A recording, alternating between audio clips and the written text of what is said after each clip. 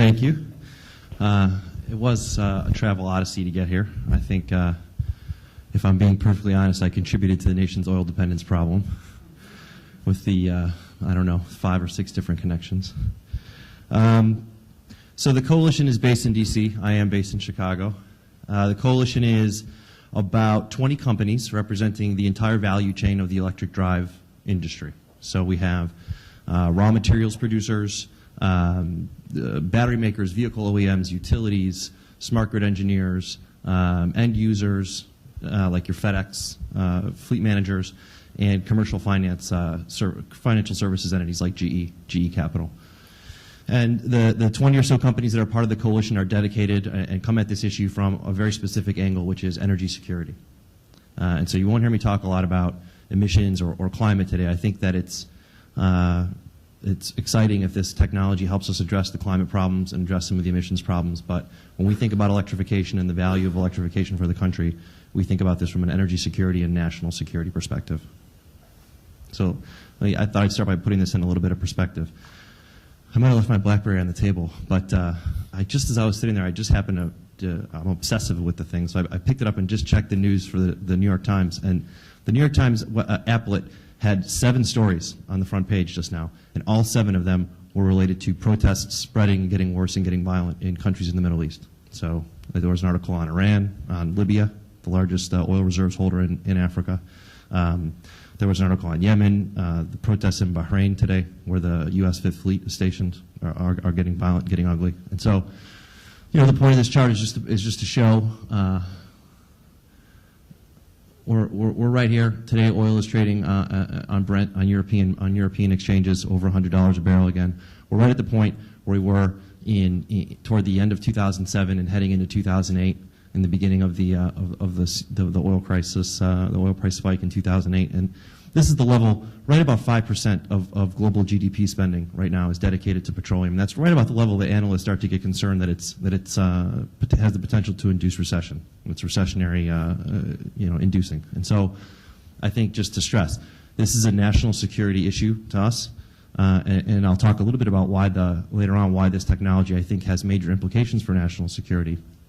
But first, I want to talk a little bit about why is this is not, in our view, in my view, and I, before I worked for the coalition, I spent more time working on oil and gas markets.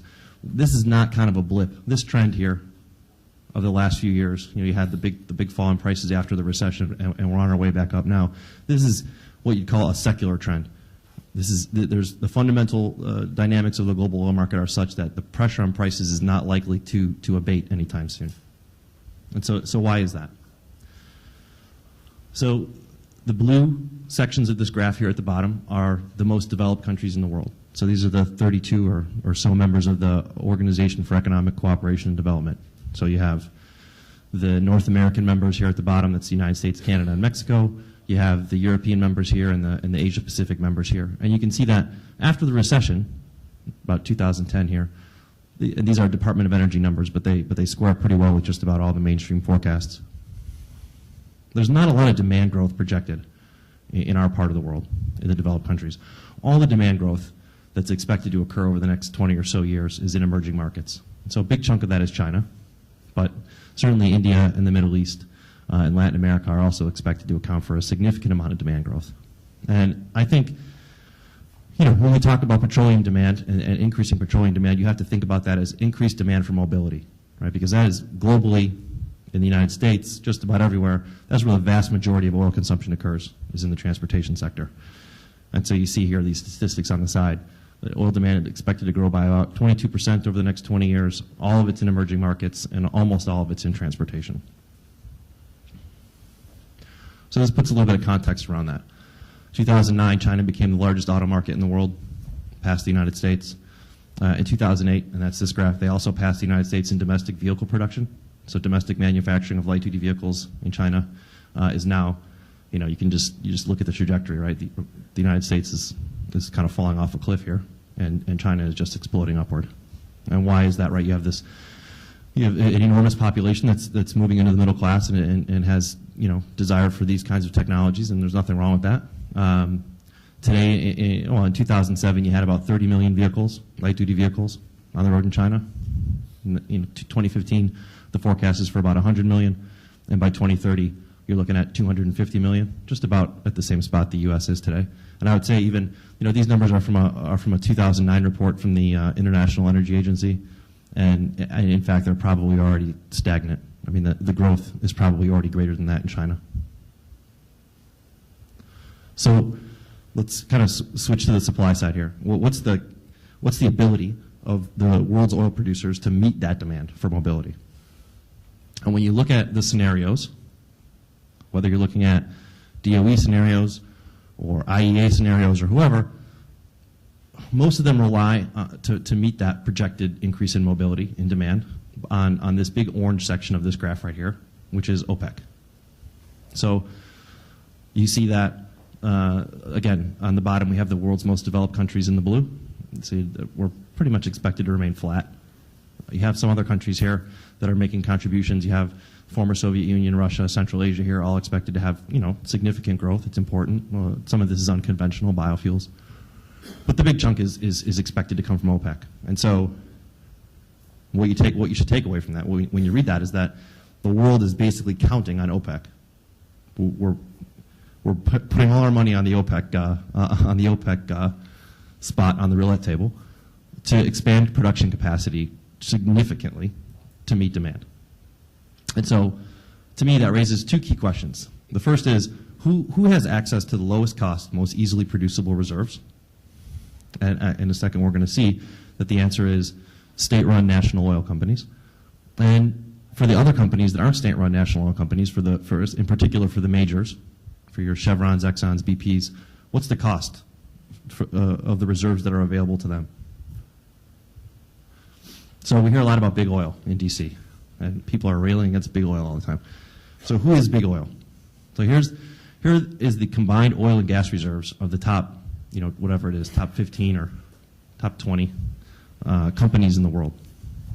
So at the top we have the National Iranian Oil Company, Saudi Aramco, Gazprom. You go all the way down, and down here at the bottom, at less than 50, somewhere in the neighborhood of about 30 billion barrels, is Exxon. So you look at the size of the reserves of all these other companies, and the first question is, what's their investment program look like? And so these are almost all OPEC countries. So you take out Gazprom, and almost all of that is gas. The light blue is gas. So almost all of that is OPEC countries. Keep in mind that today, 40 years later, OPEC is still producing, 35 years later, it still has the same production capacity that it had in about 1974. So there's a variety of reasons for that: political instability, unrest, changes in government, sanctions on Iran. But the bottom line is that those countries and those companies together are still producing just about the same amount of oil, or have the capacity to produce the same amount of oil as they did in 1974. So if history is any guide, it's unlikely that they're going to be able to expand production capacity in the way that we're counting on. So then you look to the majors. So, first of all, this is not a good sign in their ability to expand production, but they are expanding production. I mean, yesterday in the newspaper there was an article that announced that, or that was covering ExxonMobil's announcement of reserves replacement for 2010. And in 2010, I think they replaced like 200% of their oil production. So the amount of oil that ExxonMobil produced in 2010, they booked 200% of that in new reserves, which is, when you first read it, is good. But when you read through the article, then it turns out that 80% of the new oil they reserved came in one move, which was their acquisition of XTO. And XTO is an unconventional gas and oil shale producer in the U.S. So it's not as if they went out and booked new discoveries. It's not organic growth. It was an acquisition. And so at that, it was an unconventional acquisition. So what is the cost of the reserves, the reserves that are available to the IOCs? First of all, a lot of it's not going to be organic. Second of all, the unconventional projects are the most technologically complex and expensive projects in the world. So you're looking at ultra deep water, Arctic oil sands, shales. And so the expectation, there's every reason to believe that the cost of the reserves that are available to the people who are really going to do the investing is only increasing. So you have these two trends: rapidly rising demand for oil and limited growth in the cheapest oil, and all the investment going into the most expensive oil. And so why is this important for the U.S.? Well, I'm sure these are statistics that are pretty straightforward and familiar to all of you, but 40% of U.S. primary energy demand is oil. So sometimes there's some confusion about this. People are fixated on coal and natural gas and nuclear, but in the United States, oil is king. 40% of all primary energy demand. And where does it go? It's almost all in transportation. 70% is in transportation. So you have autos, light trucks, some freight demand.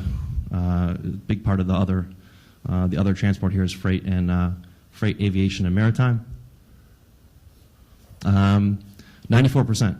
So of all the energy, of all the oil that we use in the of all the energy that we use in the transportation sector, 94% of it is oil. So the transportation sector, in addition to being the hugest consumer of oil in the United States, is solely reliant on this one single fuel for almost all of its energy. So when we think about what's the economic cost of this, the first thing that people tend to fixate on is imports. And we do import a lot of oil, so this is important. You see that over the last several decades in particular, oil imports have kind of exploded. So we're not in as bad a shape as we were in 2007 and 2008 when it was getting up to 2/3, but it's still over half. And so you look at the trend. I mean, we've had a nice little uptick here over the last couple of years related to unconventional production in places like North Dakota, and some of that is deep water production in the Gulf. But we're still way over half. And the expectations are that that's somewhere in the neighborhood of half going forward. And so what's the biggest issue there is the trade deficit.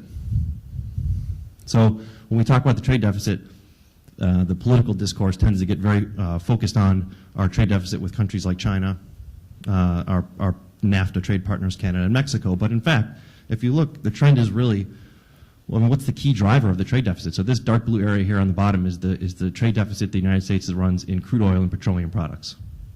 And this light blue is everything else. And so this orange line is tied to this axis, and that's the share of oil in the total trade deficit.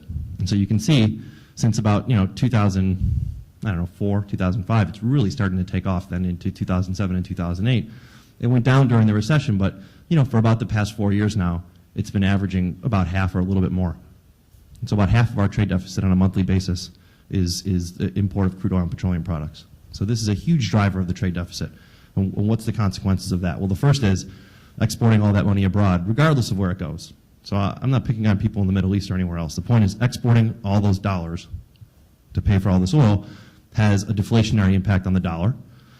And the way financial markets are working right now, as the dollar goes down, it tends to drive oil prices up, and we're in this kind of vicious circle. Falling dollar, rising oil prices, and it just kind of keeps going. And the only thing that's really in the last 5 years really been able to break that is when you get to the point where it becomes unsustainable and you have an economic crisis. But I don't want to get overly focused on imports because it's only part of the problem from an economic standpoint. So the other, if you take it a step back and you look at the broader macroeconomy, it's huge cost as well. And so this light blue area on the top here is wealth transfer from oil consumption. So basically the costs associated with imports. But there's huge other costs here, almost $200 billion in the last few years when oil prices are high, and back in the 70s and 80s, almost $200 billion as well. And this is all the impact of all the volatility of oil prices. So as oil prices are going up and down, households and businesses forestall investment. Businesses just take FedEx as an example. They're a member of the coalition, but take any shipping logistics company. The price for fuel for FedEx planes goes from, in 7 years, from $30 a barrel to $100 a barrel. I mean, what do you think that does to their capital investment budget? Right? So that is a huge drag on the economy. And so you see here, in total, since 1970, the total economic damage of all these things kind of modeled together exceeds $5 trillion in real dollars. And so this is not, just to give this the credibility it deserves, this comes from the Department of Energy, one of the national labs, the Oak Ridge National Lab. And so they do a lot of modeling on the economic cost of oil dependence and the impact. So these are their results. National security, I mentioned national security earlier. So these are all the places in the world where a significant amount of oil has to transit every day to get to the market.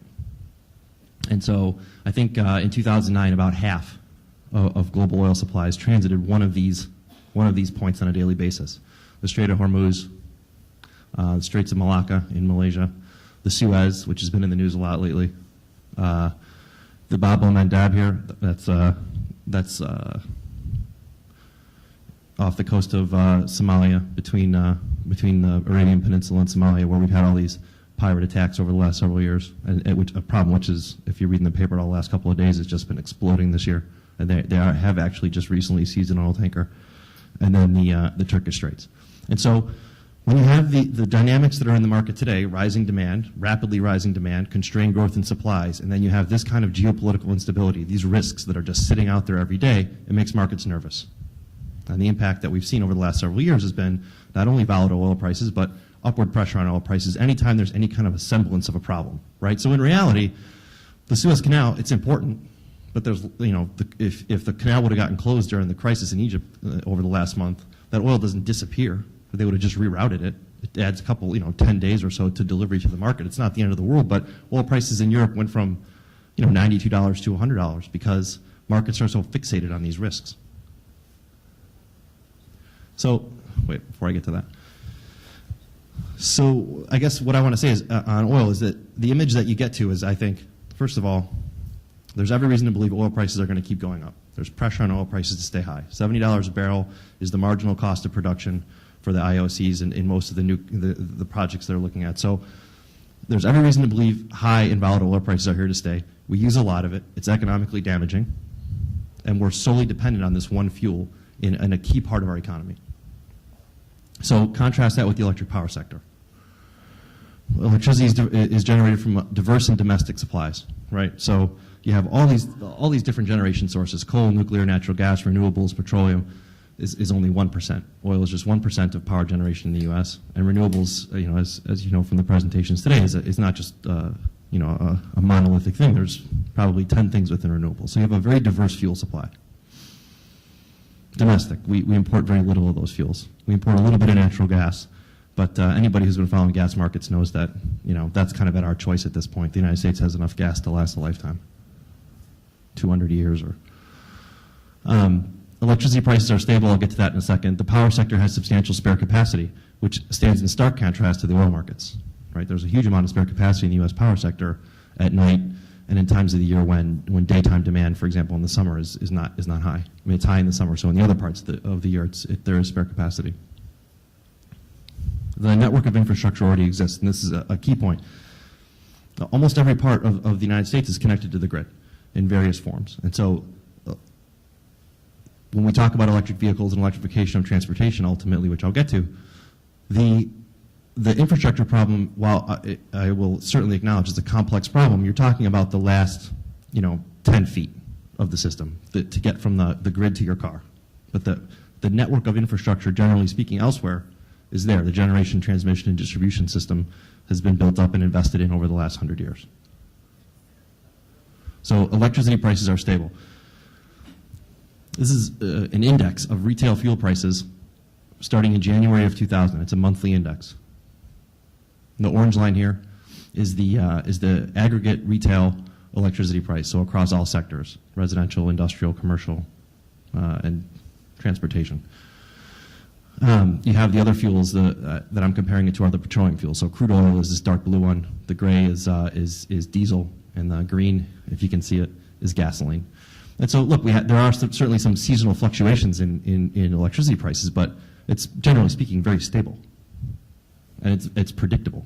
And when you look at the volatility of other fuel prices, it really stands in stark contrast. So, this is something that businesses are certainly very interested in. I was at a conference yesterday of fleet managers who are looking at deploying electric vehicles in their fleets, and this is huge for them. This ability to have a stable price as compared to this is a huge advantage of electric vehicles.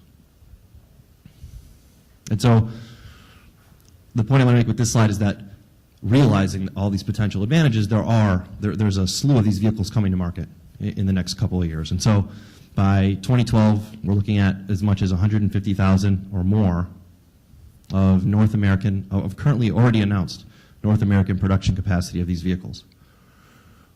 By 2014, 2015, you're getting up over 300,000.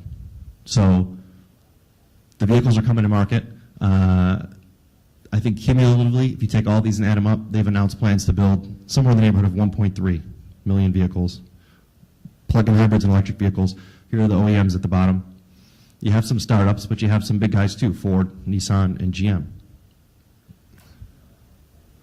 I think the key question that everyone has is not can the manufacturers build them or are the vehicles going to be available, it's what's the demand going to be like. And that's where you see the big variance in forecasts, the big variance in expectations. And so you have people like Deutsche Bank and other consulting firms, PRTM, who we do a lot of work with, forecasting very high penetration rates, market penetration rates of 10 to 12%. That's of combined EVs and PHEVs by 2020. But certainly there's a broad diversity of forecasts. You have the Department of Energy here at the bottom, 1%, other consulting firms somewhere between 3 and 6%. And so what's driving all that variance? The key factors are battery prices, expectations about the pace of technological innovation, how much better and how much cheaper is this technology going to get, and how fast. What's the role of public policy? How active do governments get? How aggressively is the federal government going to support this? And then infrastructure, I would say. What's the infrastructure rollout going to look like? And so when we do our analysis of what are the key obstacles potentially that could prevent mass market appeal of this technology, these are the ones that we look at. So I said batteries and vehicles. In the first generation, what's really important is building up the scale, battery volume production to drive costs down, getting those automated manufacturing processes in place. But that's a 2010 to 2013, 2014 problem. After that, you start to rely on stuff that's a little less controllable. Investment in R&D paying off. So new technologies, new materials, better materials getting created and deployed into the marketplace. Charging infrastructure, this is a big one, right? There's really no business model around public charging infrastructure. And so for all the work that folks are doing to invest in public charging infrastructure, there hasn't really been any serious headway made yet on what's the business model going to look like. When can the public sector step back and let the private sector take this over? And how's that going to look? The electric power sector interface, right? So I said earlier there's plenty of spare capacity, and that's something that electric vehicle proponents cite very frequently, that there's all this spare capacity, but you do have to take that in some sense with a grain of salt. It's a policy scenario. So there's not spare capacity at 4 o'clock in the afternoon in August in lots of parts of the country. And so if that's when everybody's plugging in their cars, there could be there could be the need to invest in more generating capacity, more transmission and distribution capacity. If you can influence people to charge off peak, then there is lots of spare capacity. And then consumer acceptance, right? I think one person's guess is as good as anybody else's how consumers are going to react to this technology. There's things we can do to make it more likely for consumers to feel comfortable adopting the technology, get the infrastructure out there, get all the support, tax credits, that kind of stuff. But at the end of the day, the consumers are going to decide whether this technology succeeds or fails. So I'll just do a little bit more detail on some of these points. So this is kind of where we are today on battery costs. So as recently as a couple of years ago, you're hearing estimates as high as $1,000 a kilowatt hour for a battery. And just to put that in perspective, right, the battery in the Nissan Leaf is a 24 kilowatt hour battery. So $1,000, you're adding $24,000 to the car right off the bat. So it's a big capital cost. Those costs have come down pretty rapidly. And so you saw when Nissan introduced the Leaf, the MSRP is $32,000. So costs are coming down pretty quick, but a lot of that is in this first stage here where I talked about, that I mentioned earlier. That's really being driven by manufacturing and volume production achievements. It's not as much about innovation and actually solving some of the key issues with battery technology just yet. I think the period that we're looking at here, from 2011 to 2015 and then beyond, is the period where some of that R&D is going to start to kick in. The volume ramp up is going to kind of continue. Technical advances. You could have some overcapacity in the North American battery market. There's a ton of investment going into batteries right now, and I think we are going to have almost a commoditization of batteries, a glut of batteries that's going to help drive the cost down a little bit in those interim years. And then, post 2015, 2016, I think starting here, we're looking at a very sustainable battery market. If you're down at costs, somewhere here by 2020, $350 a kilowatt hour, and the weight of the batteries and the size of the batteries is going down, you can start to get to a very affordable electric vehicle. And I think it's important to kind of contrast upfront cost, which really is what's driving a lot of the conversation around batteries, with total cost of ownership. So we saw earlier in the presentation from from Alaska Electric Light and Power, that the fuel costs are substantially lower for these vehicles. The maintenance costs are substantially lower. There's just fewer moving parts. It's a simpler system, a simpler drivetrain. So we look at those battery costs and you think, well, this is very intimidating for consumers. Even if battery costs go down, it's a several $1,000s markup over the cost of a similarly sized vehicle, a conventional vehicle. But if you take into account those fuel prices and maintenance savings, what you start to see is that even today, so these lines represent the total cost of owning and operating a vehicle over a 10-year, 120,000 mile lifetime.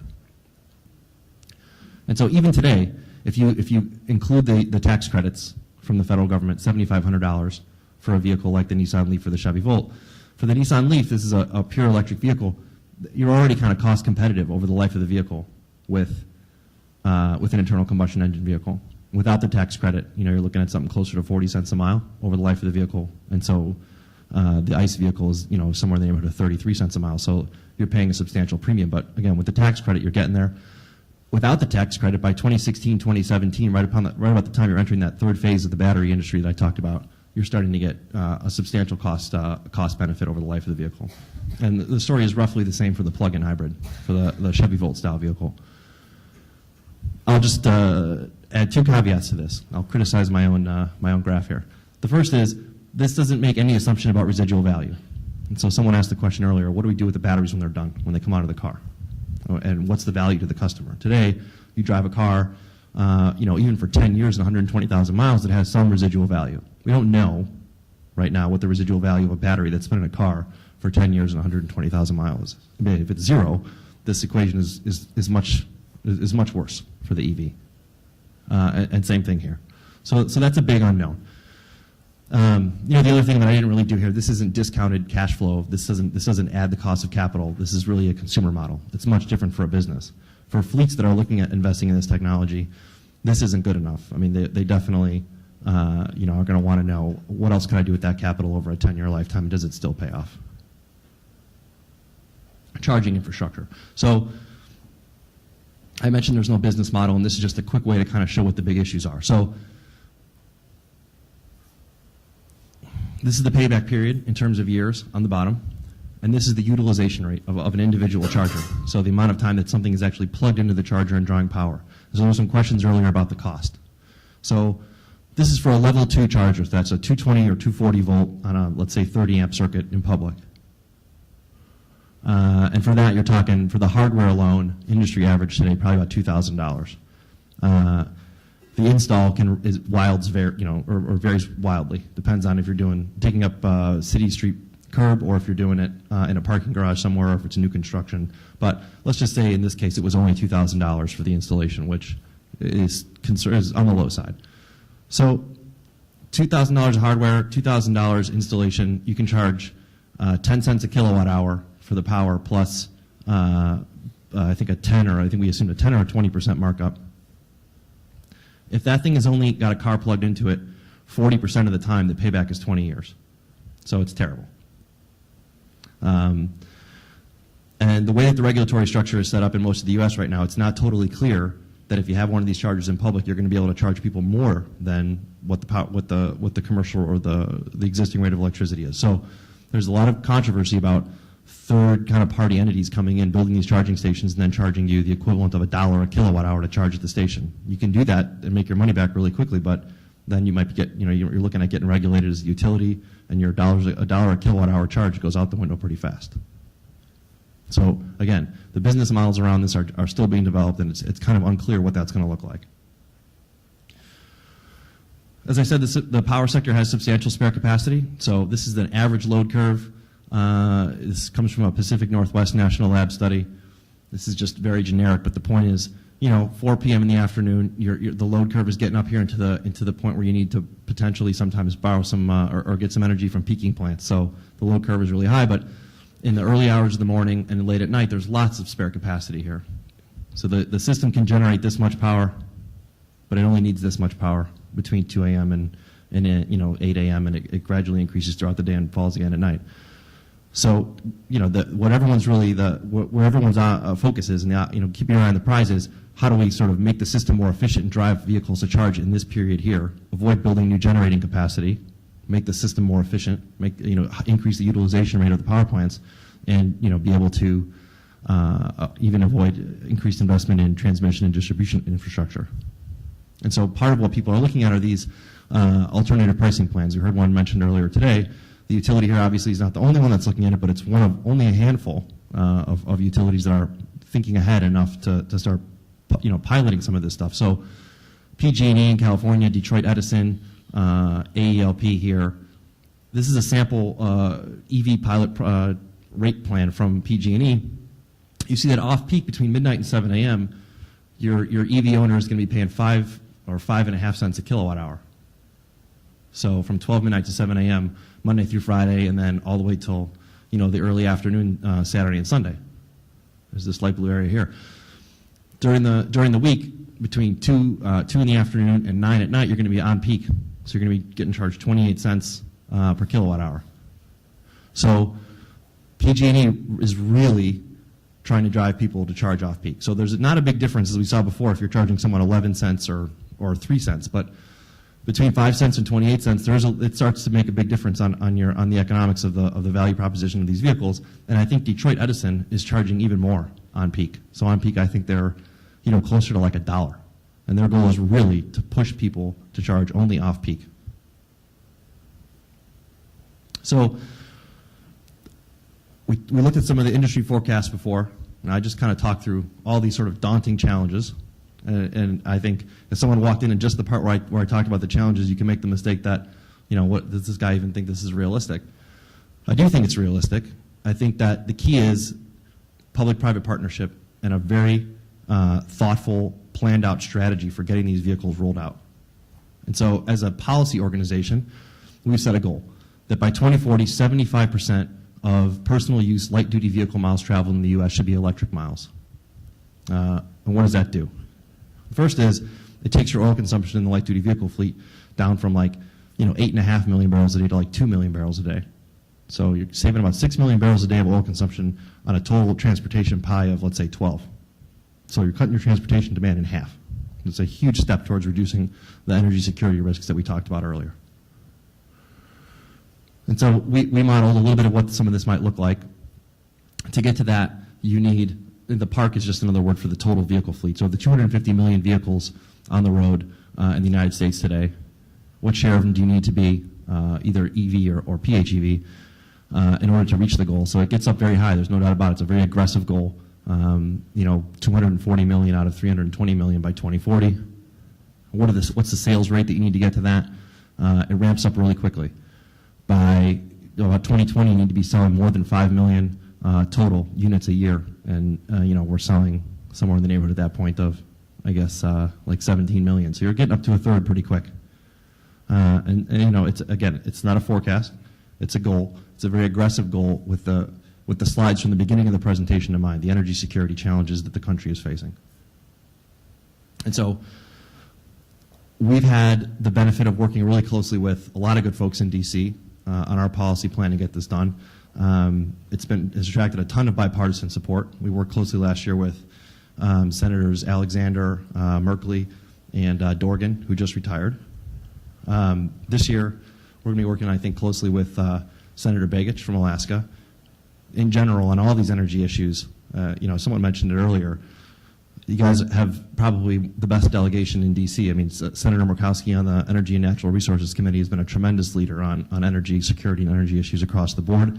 And it looks like, in the work that we're hopefully going to be able to do with Senator Begich on some of this stuff. So it's very exciting. The plan that we've put forward is very similar to some of the early pilot programs that have just gotten going.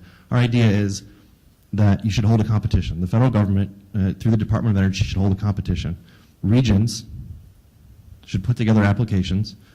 The applications should consist of, a very serious commitment by the public and private sectors to work together. So your state government, your public utility commission, your utilities, universities, large local employers, kind of the whole gamut.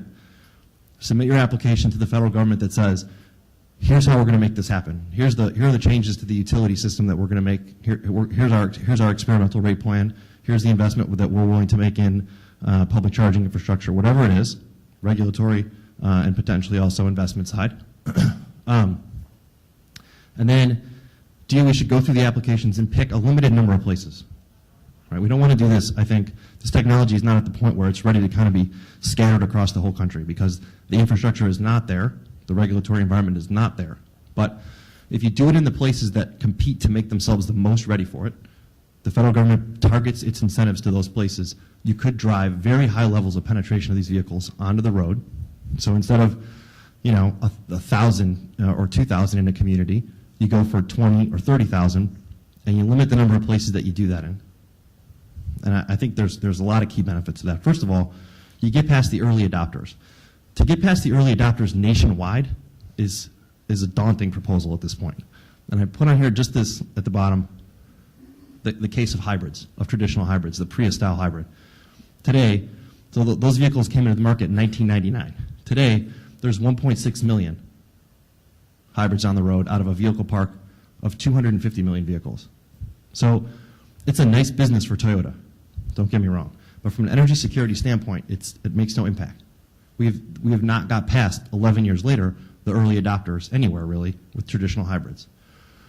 So laying out all the challenges that I went through before with this specific technology, how do you get past the early adopters with something that requires even more for consumers in some ways? Now you're asking them to plug their cars in. So I think you've got to focus your efforts in a limited number of places, get past early adopters in 5 or 6 communities, and start to learn how does the system work, what are the challenges, iron out the kinks, and really start to make this technology viable at that level.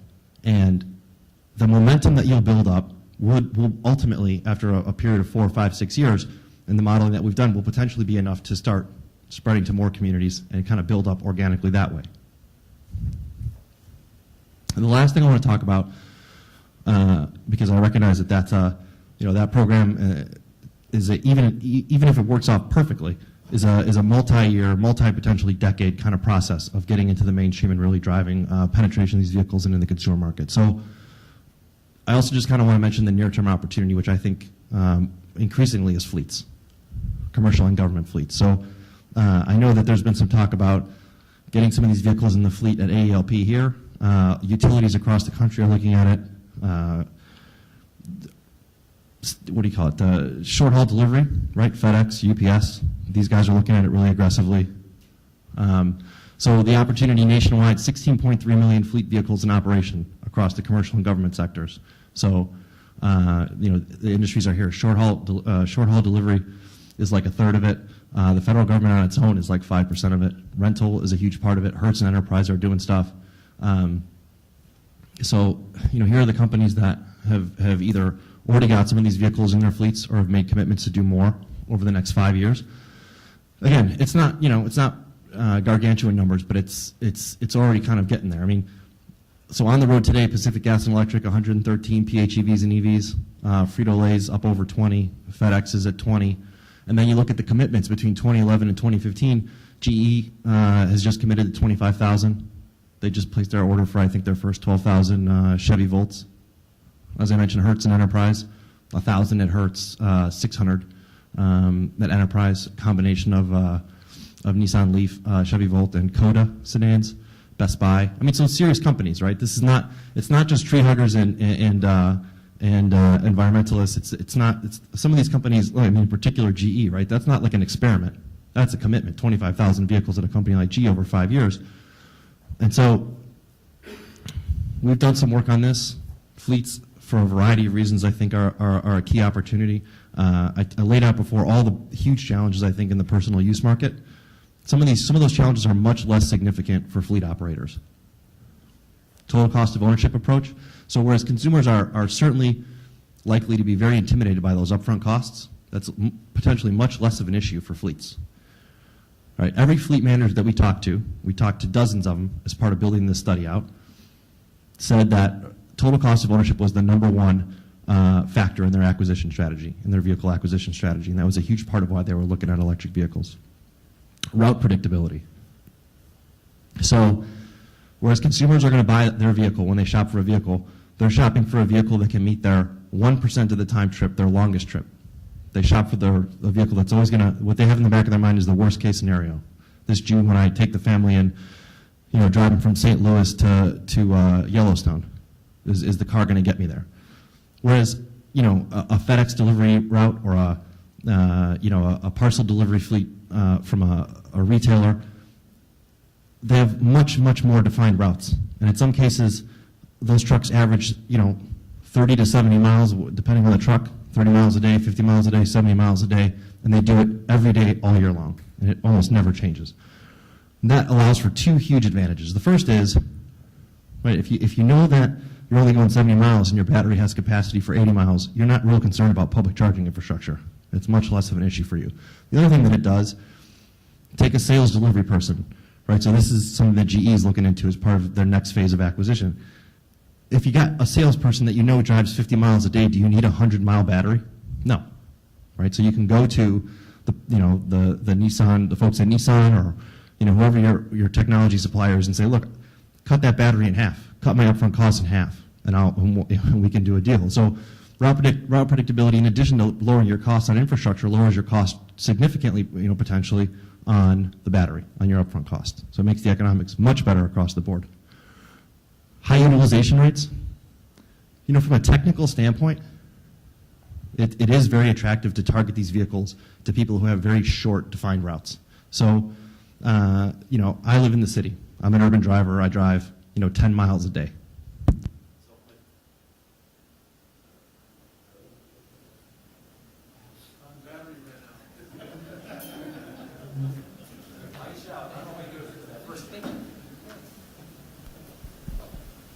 So from a technical standpoint, an EV, that goes 100 miles a day is great for me. But on the other hand, how am I ever going to pay back that investment, right? Because you pay back your investment on the savings that you get between gasoline miles and electric miles. So if I'm only driving 5 miles a day, it's going to take me a long time to pay back my upfront investment in that car. Fleets, 50 miles a day, every day. The mileage totals get up pretty quick. And so it's much easier to imagine a 3 to 5 year payback on a fleet application than it is in some consumer applications in this first period, in this first 2010 to 2015 period of the industry while battery costs are still high. I won't get too much into more detail on some of these central parking facilities, right? You can put all your infrastructure investment in one place and let all your vehicles come back to that depot at night and charge on that infrastructure. Something like half of fleets with half of truck fleets with more than 15 vehicles all charge at a central depot in the United States. So if you have a truck fleet and you have more than 15 vehicles, 50% of the time, that company is charging its vehicles at one central depot at night. So there's a huge opportunity there. So as I said, we've done some research and analysis and some of this stuff. You can get our report on fleets and just a slew of other stuff on electric vehicles on the website, electrificationcoalition.org.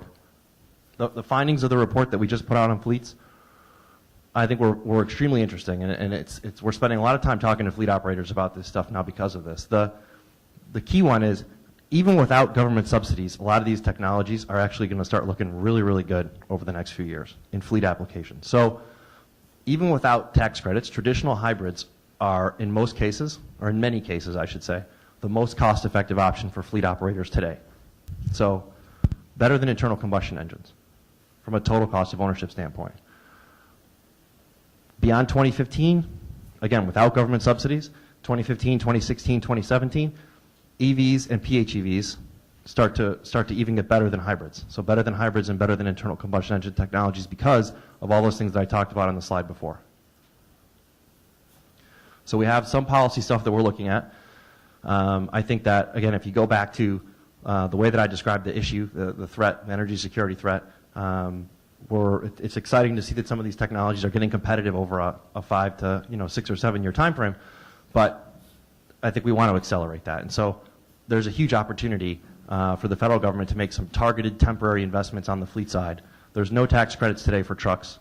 The tax credits are all targeted towards light duty vehicles.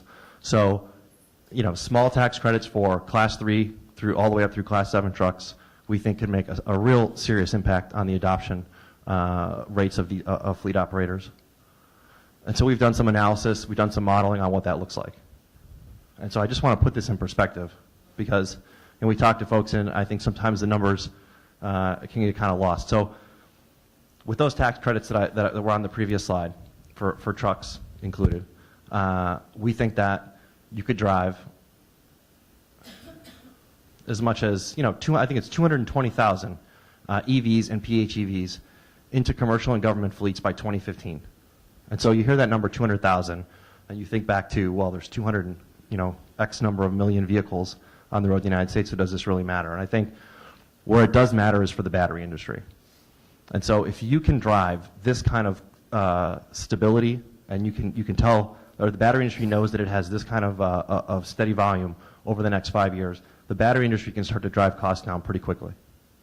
And so that matters, I think, for the broader market in general at a very serious level. If the battery market can start to drive costs down over the next 5 years because of the kind of stable supply chains that could be built around these numbers, that benefit, the falling battery costs, that benefits the entire market.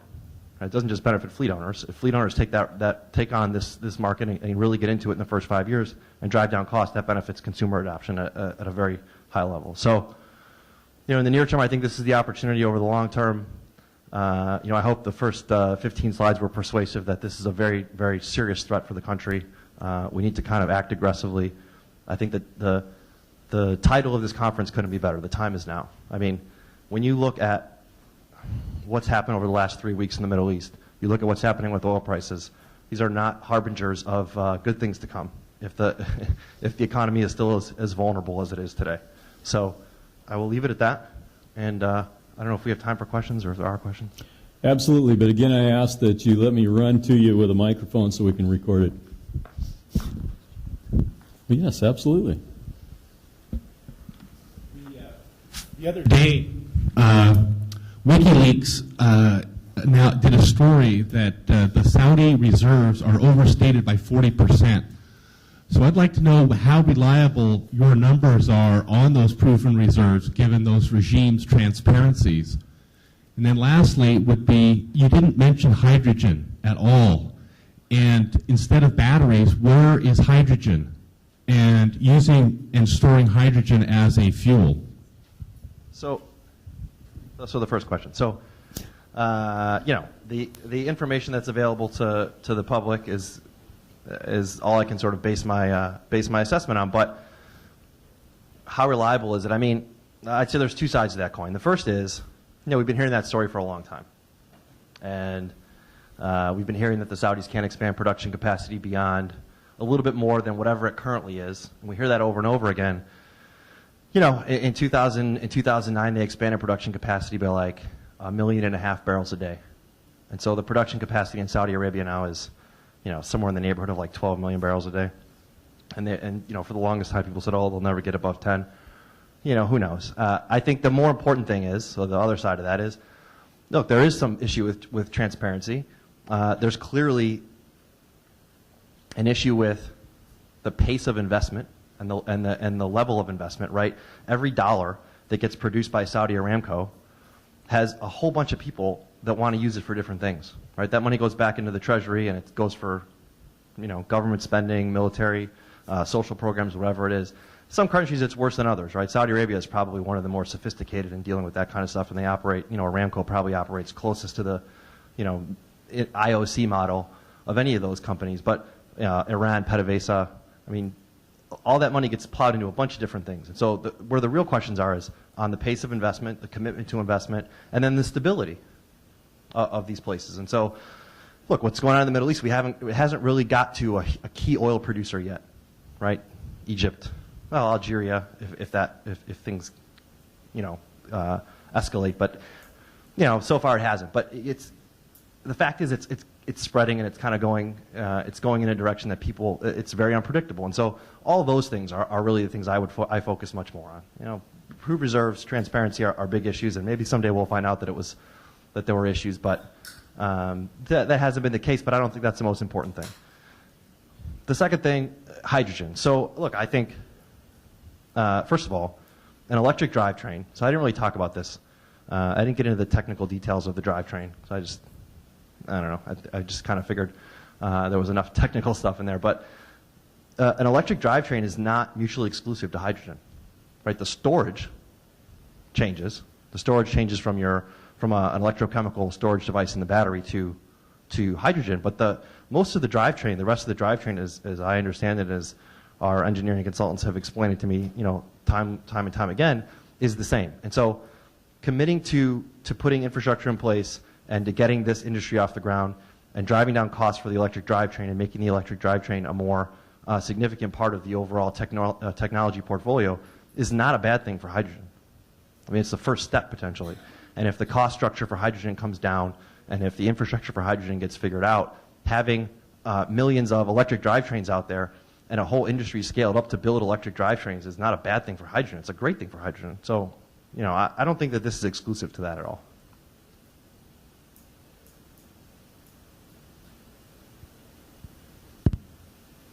Is that it?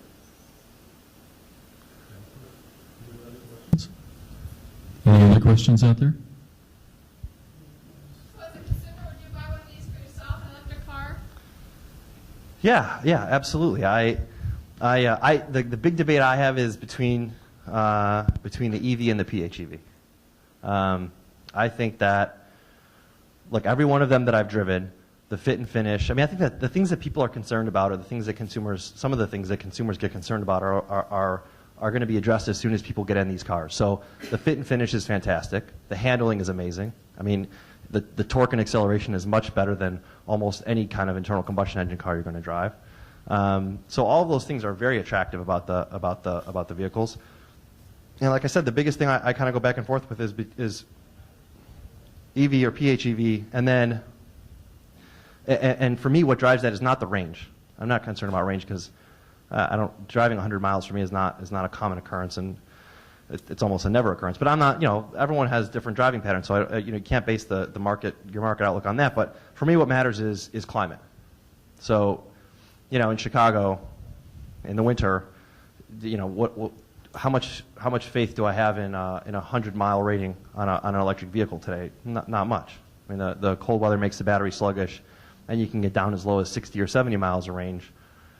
Does the PHEV, the plug-in hybrid drivetrain, make me feel more comfortable having that infrastructure on board, in a sense, right? Having that backup gasoline drivetrain on board. Yeah, it does. But the flip side is, you're paying a substantial cost premium for that today, right? So the PHEV is the Volt MSRP is somewhere in the neighborhood of 41,000, I think, and the Leaf is listing for 32,000. And so the simplicity of the electric drivetrain, the pure EV today, offers you a more simple cost equation as a consumer. So, but yeah, absolutely. I think the question for people like me who don't live in one of those first, 7 communities is, how fast is the industry going to scale up? And so I think, the legislation and the policy proposals that we've worked on are by far the fastest way to get the industry scaled up to be able to provide a vehicle that meets my needs and does it at a cost level that works for me. But we'll just have to wait and see, I guess. So, but the answer to your question is yes, I absolutely would.